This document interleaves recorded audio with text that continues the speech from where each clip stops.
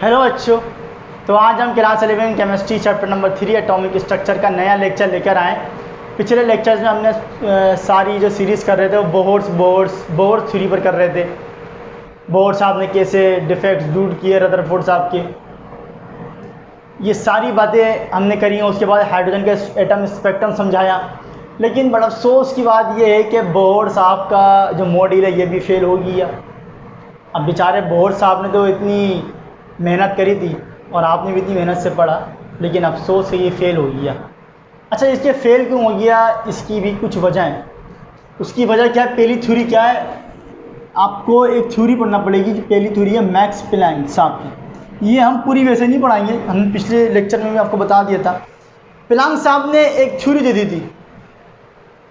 Planck साहब ने जो ना वो प्लैंक साहब ने थ्योरी दी कि जनाब लाइट वेव है, लाइट वेवलिंग। प्लैंक साहब भाई साहब ने बोल दिया कि जनाब लाइट जो आती है वो पार्टिकल की टर्म में आती है, यानी कि छोटे छोटे एनर्जी के पैकेट्स की टर्म्स में आती है। छोटे छोटे एनर्जी के पैकेट्स की टर्म्स में आती है, जिसको उन्होंने बोला क्वांटा या फोटोन। और उसकी एनर्जी जो है उसका रिलेशन ही बता दिया, E is equal to H we.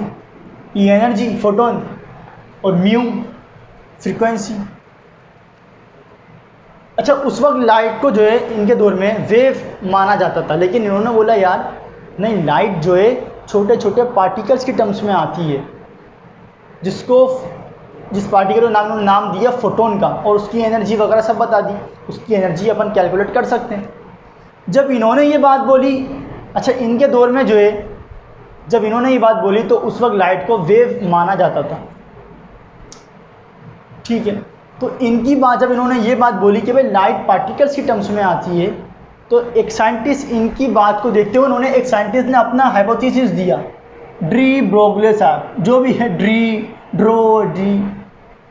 ब्रोगले साहब ने, डी ब्रोगले साहब ये क्या बोलते हैं, ये अपना एक हाइपोथेसिस देते हैं।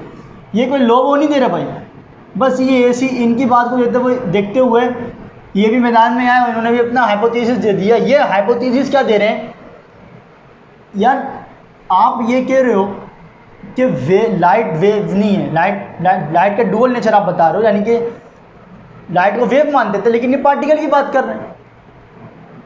आप डुअल नेचर बात कर रहे हो लाइट की। जब लाइट वेव से पार्टिकल बन सकती है आपके हिसाब से, तो फिर क्या ये भी हो सकता है कि इलेक्ट्रॉन पार्टिकल है वो वेव जैसा बिहेव करे, वेव बन जाए, वेव जैसा बिहेव करे। भाई इलेक्ट्रॉन का मास सबसे कम होता है, स्पीड बहुत हाई होती है। अब मास इतना कम, स्पीड और हाई, तो क्या वो वेव की तरह बिहेव कर सकता है? ये इन्होंने ऐसा हाइपोथेसिस दिया था। लेकिन जब इन्होंने अपना हाइपोथेसिस दिया तो लोगों के जहनों में एक कंसेप्ट बिल्ड होना शुरू हो गया कि यार इलेक्ट्रॉन, हाँ लाइट अगर वेव से पार्टिकल हो सकती है तो इलेक्ट्रॉन पार्टिकल से वेव भी तो हो सकता है। और ये बात आगे चल के प्रूफ भी हो गई। ये बात आगे चल के प्रूफ भी हो गई कि इलेक्ट्रॉन भी डुअल नेचर रखता है, वेव पार्टिकल नेचर भी और वेव नेचर भी। तो इनके हाइपोथेसिस पर जब इन्होंने बोला कि भाई इलेक्ट्रॉन पार्टिकल से वेव बन सकता है, तो जब पार्टिकल से वेव बन गया तो भाई फिर वो तो कंसेप्ट ही खत्म हो गई कि इलेक्ट्रॉन सर्कुलर ऑर्बिट में घूमता है। क्योंकि बोहर साहब ने बोला था कि इलेक्ट्रॉन सर्कुलर ऑर्बिट में घूमता है, उन्होंने सर्कुलर ऑर्बिट के हिसाब से ही अपना पूरा वो अपना मॉडल पेश किया था। लेकिन जब इलेक्ट्रॉन पार्टिकल से वेव बन गया तो वेव तो अब सर्कुलर ऑर्बिट में नहीं घूम सकती। पार्टिकल तो सर्कुलर ऑर्बिट में घूम सकता है, पार्टिकल के लिए मुमकिन चीज़ है, लेकिन वेव सर्कुलर ऑर्बिट में घूमे ये हो नहीं सकता। तो इनका लॉ फेल हो गया। अब वो सारी सर्कुलर ऑर्बिट की जो बातें थी वो सारी की सारी खत्म हो गई। जब इन्होंने लॉ दिया तो फिर एक साइंटिस्ट आए, हीजनबर्ग्स अनसर्टेनिटी प्रिंसिपल, ये इन्होंने एक प्रिंसिपल दिया डी ब्रोगले साहब की हाइपोथेसिस के बाद। ये बोलते हैं जनाब, the momentum and position of an electron cannot be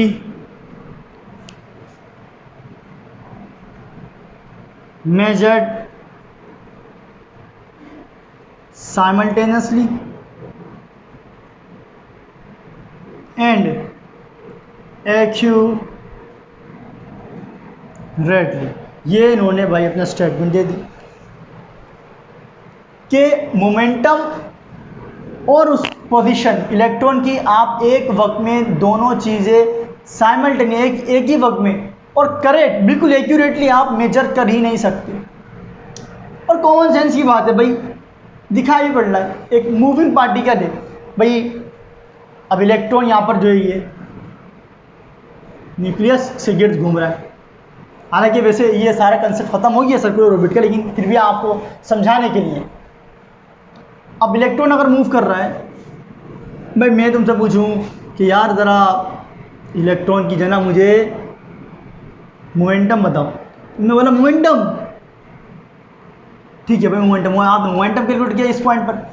अब जब आप मुझे मोमेंटम बताओगे, मैंने पोजीशन किया है तो पोजीशन तो वो आगे बढ़ चुका है। मैंने बोला मोमेंटम बताओ, आप मोमेंटम इस पॉइंट बता रहे हो, वो आगे बढ़ चुका है।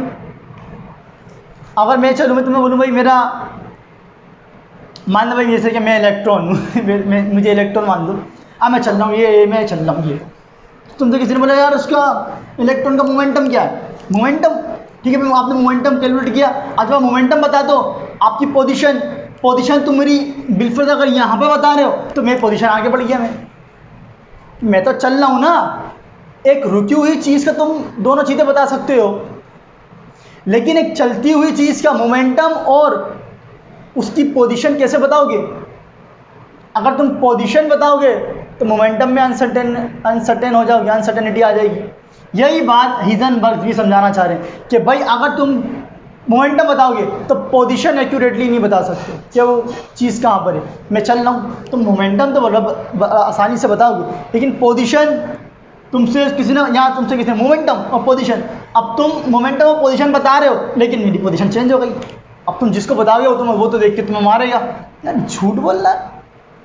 मोमेंटम तो सही बता रही, पोजीशन यहाँ कोई ना भाई, मेरी आंखों के सामने तो यहाँ पर है, फिर उसकी आंखों के सामने थोड़ा तो मैं और आगे चले जाऊँगा। तो यही बात हिजनबर्ग समझाना चाह रहे हैं कि भाई मोमेंटम और पोजीशन इलेक्ट्रॉन की एक्यूरेटली एक वक्त में बताई ही नहीं जा सकती। बोहर साहब ने यही गलती करी थी, उन्होंने भाई साहब ने दोनों चीज़ें एक्यूरेटली बता दी थी, उसका मोमेंटम भी बता दिया और उसका क्या बता उसकी पोजीशन भी बता दी। तो हिजनबर्ग यही कह रहे हैं भाई कि मोमेंटम और पोजीशन तो इलेक्ट्रॉन की एक वक्त में एक्यूरेटली बताई जा ही नहीं सकती।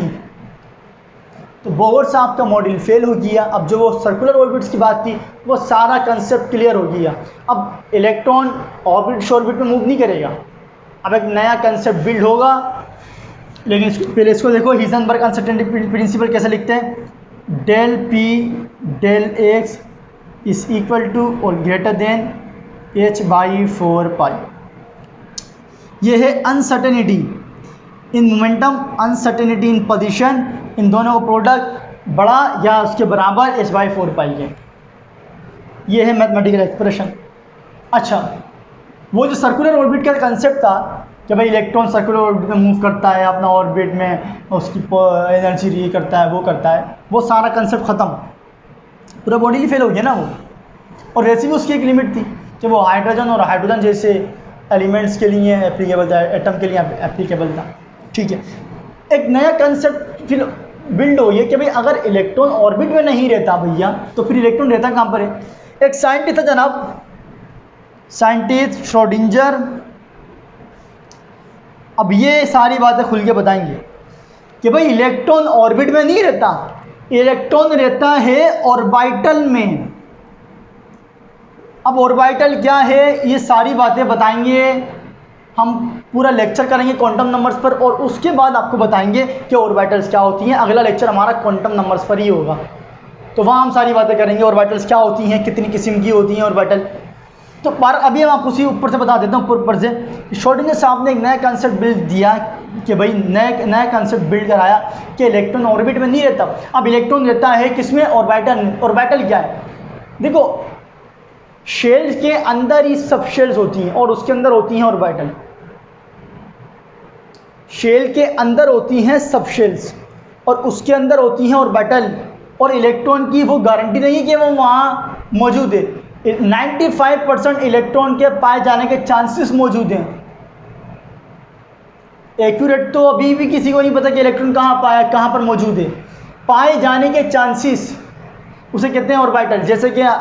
जैसे कि एक तो अपना शहर है कराची, ठीक है, अपना शहर क्या है? कराची है। वहीं कराची में रहते हैं, जो भी कहीं और रहते होंगे। अब कराची मान लो एक है ऑर्बिट, एक शेल है। अब कराची पूरा एक ऑर्बिट है और उसके अंदर बहुत सारे घर बने हुए हैं ना, पूरा शहर है ना, ये पूरा शहर घर बने हुए हैं। भाई मान लो ये अपना पूरा कराची है, ये ऑर्बिट है।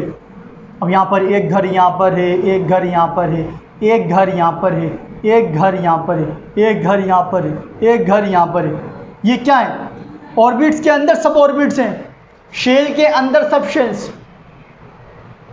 अब ये तो शेल के अंदर सब शेल्स हैं। अब ऑर्बिटल्स क्या होंगी? ऑर्बिटल्स इनके अंदर मौजूद हैं, ये इनके अंदर ऑर्बिटल्स मौजूद हैं, ठीक है भाई। जैसे भाई अगर हम कराची में ऑर्बिट में, अब हम घर घर घर घर ये जो हमारे घर बने हुए ये सब क्या है? सब शेल्स या सब ऑर्बिटल्स, ठीक है, सब ऑर्बिटल्स या सब शेल्स। और घर के अंदर हमारे क्या है? बहुत सारे कमरे। अब हम पूरे घर में तो नहीं रहते ना भाई, कि घर में जाहिर सी बात है जीना भी है, घर में आपकी छत भी मौजूद है। अब आप छत पे तो नहीं रहते पूरा टाइम, या आप जीनों पर तो नहीं सोते आप, ऐसा ही है ना, आप कमरों में रहते हो। तो कराची शहर क्या? ऑर्बिट, और उसके अंदर घर बने हुए हैं बहुत सारे, ये हैं सब शेल्स। ऐसी कंसेप्ट समझाने के लिए तुम्हें बता दें। और उसके अंदर क्या है? कमरे, ये हैं ऑर्बिटल्स। तो मैं तुमसे बोलूँगी भाई तुम्हारा दोस्त आया भाई, ठीक है भाई, तुम्हारा दोस्त जो है वो लाहौर से आ रहा है। अब उसने बोला ठीक है भाई कि तुम कहाँ पर मिलोगे। अब वो तुम्हें जानता नहीं है, तुम्हारा एड्रेस नहीं जानता। उसने तुम्हारा एड्रेस पूछा तो भाई कराची का है, ठीक है भाई, कराची में आए और भाई ऑर्बिट में घुस गया। ऑर्बिट, ठीक है भाई। अब वो सब शेल्स में आएगा यार, सब शेयर सबसे मान लो भाई अच्छा सब शेयर बताऊँ आपको मैं, एस पी और डी एफ, ये चार ही हम पढ़ेंगे इनके बारे में। चार तरीके की होती है, चार के बारे में पढ़ेंगे, ठीक है भाई। अब उसने बोला ठीक है भाई, तुम जो है ना S shell S sub orbital में तुम मिलोगे, एस में तुम मिलोगे, ठीक है भाई, तुम गए एस के अंदर। अब एस के अंदर भी ऑर्बिटल है, एस के अंदर जो ऑर्बिटल है तुम्हारे मौजूद होने के तुम्हारे पता 100% वहाँ पर गारंटी मौजूद है, तुम वहाँ पर मिल जाओगे। ऐसे कंसेप्ट समझाने के लिए बता रहे हैं कि शेल के अंदर होती हैं सब शेल्स और उसके अंदर होती हैं ऑर्बिटल्स। श्रोडिंगर साहब ने यही कंसेप्ट बिल्ड दिया, एक कंसेप्ट बिल्ड कराया।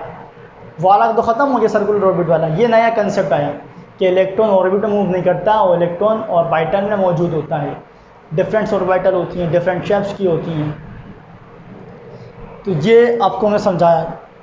जैसे कि कराची एक बहुत बड़ा, ऐसा आप अपने घर को भी समझ सकते हो, जैसे आपका घर एक बहुत बड़ा ऑर्बिट है, घर के अंदर कमरे हैं, ठीक है, वो घर के अंदर जो कमरे हैं वो क्या है? आपकी सब ऑर्बिटल्स, और जो पूरा घर है वो क्या? पूरा ऑर्बिट, ठीक है। तो ऐसे आप भी समझ सकते हो, ये था कंसेप्ट। अब इसका एस का शेप क्या होता है, पी का शेप क्या होता है, डी का शेप क्या होता है, एफ का शेप क्या होता है, ये हम अगले लेक्चर में पूरा इस पर लेक्चर करेंगे। क्वांटम नंबर से स्टार्ट करेंगे। क्वांटम नंबर्स हमें इनके बारे में ही बताएंगे, ऑर्बिटल्स के बारे में, कि कैसी ऑर्बिटल्स होती है, वैल्यू क्या होती है, शेप कैसा होता है। तो वो लेक्चर आज भी देखिएगा। बाकी पढ़ाई कीजिए। अल्लाह हाफिज़।